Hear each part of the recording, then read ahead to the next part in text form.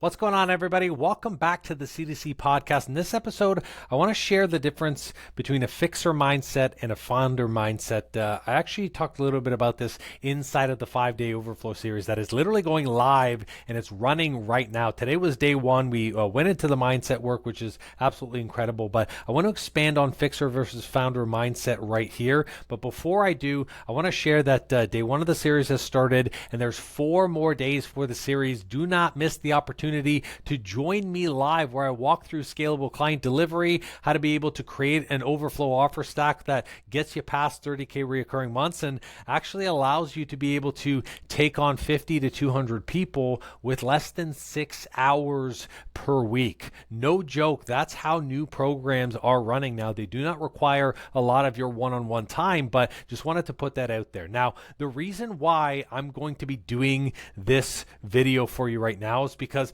I've been getting a lot of mixed feedback, and I will call this conflicting feedback versus the fixer versus the founder mindset.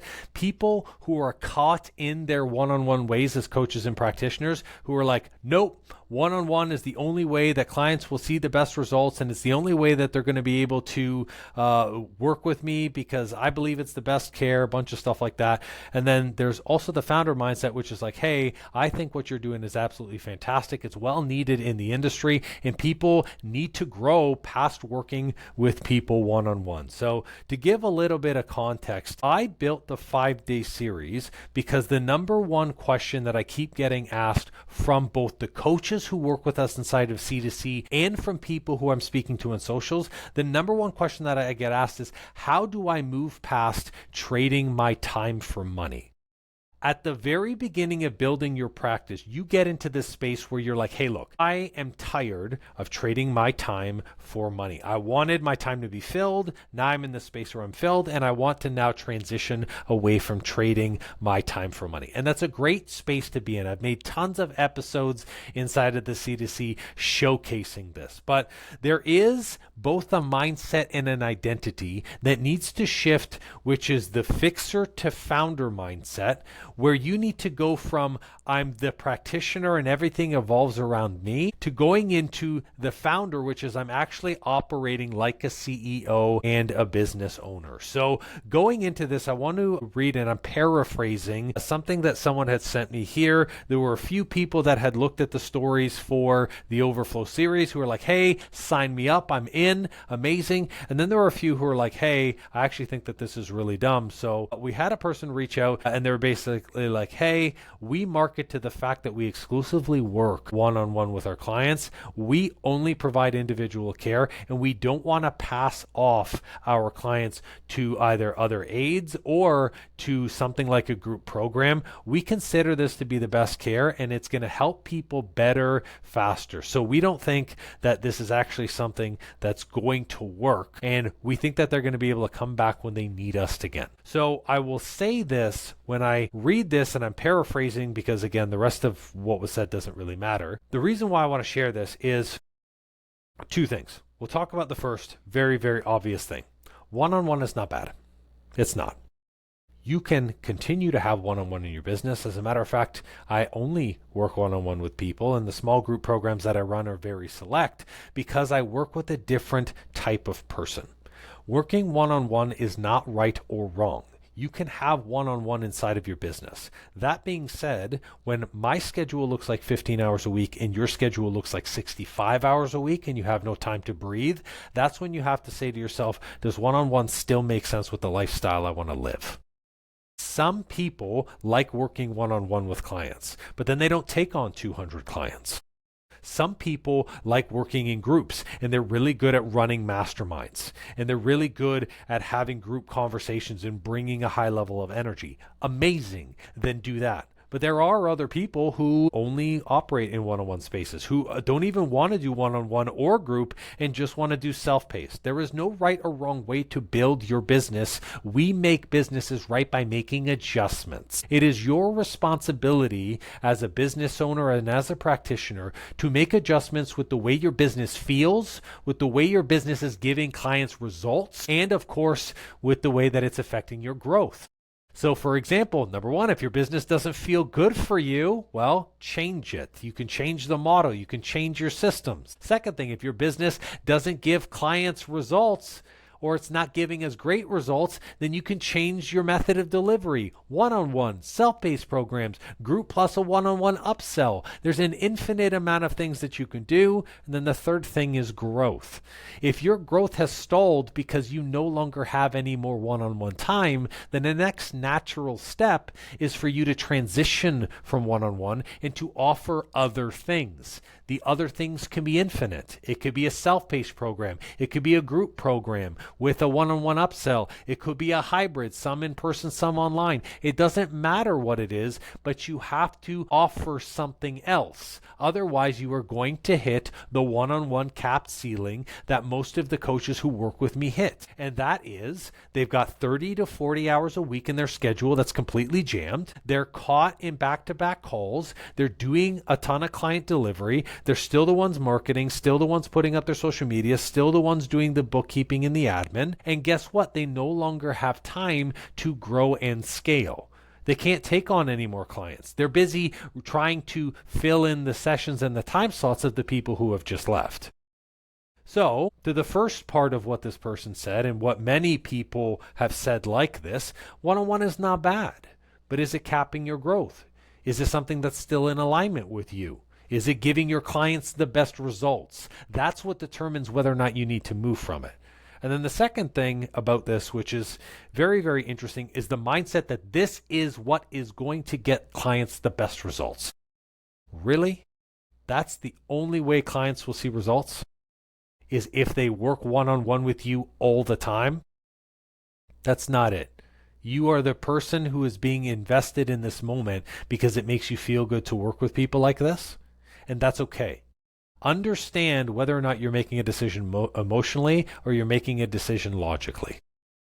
I will say hands down, I have seen better results in a group atmosphere with a level of accountability where you have other people in the community firing them up, building relationships and establishing friendships than I had working one-on-one with the coach. Because here's the thing, when you work one-on-one with a coach or when you work one-on-one with a practitioner, at some point, they stop talking to you. And what I mean by that is, let's say you have hour sessions. That's 1 hour in the day out of the other 23 hours that exist in the day.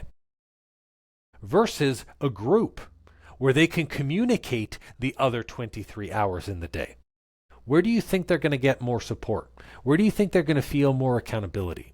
Where do you think they're going to be able to build long-lasting relationships? Working 1 hour a week with you, maybe 2 or 3 times a week, or getting 23 or 24-hour support from a group community accountability check-ins and a self-paced program that is outside your one-on-one time. You cannot beat that. You cannot beat a community. And I'll tell you, if you're a practitioner that doesn't have a community, you need to have a community, because a community is what is going to keep people staying in your world long term. You have to recognize that the way clients interact with you from coach to client is different than the way clients interact with me from business mentor to business owner. When I am working with a business owner, they don't really care what other people inside the communities are doing. They don't really care about what other business owners are doing. They want strategy and one-on-one conversations that is perfect and right for their business so they can implement, because they don't have time to waste. Their business is a structure. Their business is a system. Their business helps fuel the other areas that are exciting in their life. So to them, a community is something, sure, that they can benefit from, but it's not the end all be all. It's not the reason why they stay. They stay for results, and they stay because the actionable communication that they do with me is something that they can act on very quickly and move on. That's what benefits them. That's not how your clients operate. Your clients operate with a relationship with you. They love you. They love your community. They've fallen in love with your process. They want to be more like you. They want to spend more time in your world. They want to invest how you invest. They want to live how you live. They want to learn more from you. They want to stay in your world. But when you're working one-on-one with them, you're showing them a very limited scope versus the person who develops a community. And I don't want to use the word cult, but a tribe is better. Develops a tribe where these people get connected to the community, where you no longer become the leader, but everyone in the group is a leader, keeping them accountable, keeping them fired up, keeping them energized. That's what keeps them recurring. That's what keeps them renewing. That's what keeps them revitalized. The 3 R's. Recurring, showing up for themselves every day. Renewing, they sign up for your programs and multiple programs and buy from you frequently over and over again. And revitalize, they actually have the energy to see the results, do the hard work, and make the transformations that you are asking them to make inside your program. None of that relies on you. Sorry. Maybe there's this little ego energetic part of you that says, man, it has to go through me. All of the coaching has to go through me. All of the transformation has to go through me. I'm the coach. Yeah, the biggest transformations that I've ever seen never really came from me, but came from the group in the community where someone goes, you know, when I hopped on that call and Tom said this, I was like, holy shit, that's me. And I got to stop messing around. And that's what made them change. It wasn't what I said. It's what Tom said. That they go, oh, wow, I'm just like Tom. Or the times where people go, I don't know if I could do this. And there were 4 or 5 other people in the group who were like, you can do this. I want to see you on the next call. I want to have you continue to be a part of this group. Building the friendships outside of it. That's something that's outside of you. It can't control. It's not something that you can control. But you have to get past that. The hump, the final link in the chain that you've got to sever is thinking past you. Can your business run without you? Can sales happen without you? Can signups and onboarding happen without you? Can client results happen without you? Because if you want to run a scalable business and you want to take your practice to the next level and start being a CEO, at some point, you're going to have to look at what the end game of this business is. Do you want to sell this business? Who are you going to sell it to if it's attached to you? You can't sell it if it's attached to you because that means the business is you. They can't buy you. You're going to have to sever it from you. And that doesn't mean you can't be in it and do things and build. No, like you're still going to be a part of it, but it has to be able to run without you. Or if you're not going to sell the business, what's next then?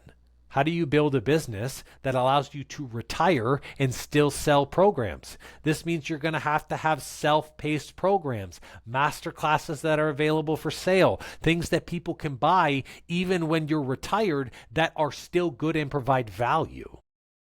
That means you got to take yourself out of the one-on-one game at some point anyways. And this is why when I see these messages come in and people operate from 2 areas, I see the coaches and I work with the coaches inside of C2C, see the benefit of online coaching, see the benefit of working in a group aspect, see the benefit of self-paced programs, and they're like, man, we're crushing it here. What you've got here is gold. Thank you so much. And then there's also the other side where the person goes, nope, one-on-one is the end-all be-all. And I'll tell you, it doesn't really matter. As long as you are fully in alignment with your business, that's what matters. But none of the coaches inside of C2C complain about lack of growth, and they are doing a mixture of both. They are working with clients one-on-one for the people who want to pay premium price, and for the people who want to stay in a group, want the accountability, want the community, they are giving them the option to be able to do that. They are looking at the entire client journey and saying, if one-on-one exists here, maybe in the adjustment, or maybe in the creating the plan, how can I help them before? Are there any other ways that I can help them during? And how can I help them after to limit my one-on-one time with them? And that's the smart way to be a business owner. It's a smart way to run your practice. And it's going to allow you to scale because you will have a higher retention rate. You will keep clients for longer. You will have more steady recurring revenue because as you keep clients for longer, you can continue to scale and grow. And it's also going to make it more predictable for you to be able to market and promote. Most coaches are in this space where they are marketing week to week. Not the clients inside of C2C. The coaches I'm working with now, they've got 90-day marketing calendars. They're looking at themselves saying, what's my 6-month play? How do I continue to build this for my team? What's the program that I do at the start of next year, even though right now when I'm filming this, it's September? When you start thinking in quarters, when you start thinking in years, your business takes on a whole other level. It's so much more than how do I get reoccurring revenue? How do I keep 30K months stable? How do I replace the clients I've lost? How do I find more leads? And it becomes, what are the things that's going to generate 50 to 60 people or 200 signups 6 months from now? How do I continuously repeat this process so even when I take a week or a month off of vacation or go to Portugal, like I just came back from Portugal literally this week, I was there for 7 days, can your business sustain that? Can your business keep growing or is it going to stall? This involves not just changing your mindset. The fixer mindset is transitioning to say it can't rely on me anymore. This involves stepping into the CEO. It involves changing your model. It involves changing your systems. It involves changing your offers. It involves changing your team. And it involves changing the way that you operate day to day, your processes. How much time in your calendar right now is spent working one-on-one with people, not spent building your business? If you were to do a time audit of your schedule, and I have all of our clients in C2C do this, do a time audit of your schedule. Are you focusing on tasks that are actually bringing in new clients, providing value to existing clients, and bringing in money? If the answer to that is not all the time, then you are focusing on the wrong things day to day. You are. The only way that you can continue to grow and scale is by focusing on value, keeping your clients, and revenue generated tasks. That means you have to be the visionary of your business. It means you can't be doing BS stuff like admin work, billing, content, putting out random social media posts when it's convenient to you. That's not going to be scalable long term. And it actually doesn't matter what revenue you are at. Some people get filled with their one-on-one time at 10K. Other coaches get filled with their one-on-one time and practitioners get filled at 30K per month. What fills your time is the length of time that you are giving to others. If you give someone an hour, you can only accommodate 20 to 30 people in a week. If you give someone 30 minutes, congratulations, that number becomes 60. If you give someone, 30-minute check-ins, but it's bi-weekly, congratulations, you can now accommodate 75 people. If you give someone maybe a once-a-month check-in, all of a sudden you get to 100 clients a month. But you still become capped on your time. And here's the crazy thing about time, which I think a lot of coaches don't recognize. There is no way to fix time. You either have to decrease the time that you spend with someone, which you have to ask yourself if you're prepared to do that, or you have to increase the cost. As an example, I'm working with a naturopath right now who charges $510 an hour. Because guess what? Her time is valuable. And you go, I don't know if I could charge $510 an hour. Well, guess what? You either have to increase the amount that you're making per hour if you're working one-on-one, or you have to decrease the amount of time that you're spending with somebody. Or you move everyone into a program or an offering that you can do at mass and scale. But you have to look at that. You have to look at the scheduling. You have to look at how you want to run your business. And basically, you have to look at being the founder of your life. When I stepped into, and this is, 4 years ago now, I stepped into being the founder of my business. I said to myself, I'm done trading my one-on-one time for money. If I'm going to work with people, here's how I'm going to work. I'm going to work high ticket, minimum $1,500 a month. Now our prices are well above that. Minimum, because my time is valuable. I want to work with a dedicated 30 to 50 business owners a year who are in the spot where they're like, hey, I'm super serious about my growth. I'm taking actionable steps. And I want to have freedom where regardless of where my team is, what offer I'm selling, what I'm doing day to day, I am not stuck working in my business every single day. That's what I wanted for my life. Being the founder for my life looks like taking vacations whenever I want. It was Portugal. It's going to be Italy next time. Because my wife was like, hey, look, it's going to be Italy next time. It just absolutely has to be. And it excites me. It excites me that I can travel and build my business. It excites me that I can take on multiple clients and not have to worry about my systems falling apart. It excites me that my team will message me and be like, this person signed up. This person is next. Here's the registry for the masterclass link. All of this stuff happens without me, without my input, where I get to focus on the things that bring me joy. So besides traveling, it's Dungeons and Dragons. Besides Dungeons and Dragons, it's painting. It's doing stuff around the house. It's little things. Things that you would not be able to actually recognize as valuable for you because maybe you're not doing them. How about taking a day off? How about taking a day where you get to take your mom to lunch just because you wanted to? All of these things are things that are valuable to me, but I designed my life that way. I said to myself, I'm tired of being the fixer inside of my business. I actually want to be the founder. I want to be a CEO. I want to be able to close my laptop and know that all my systems and processes are working.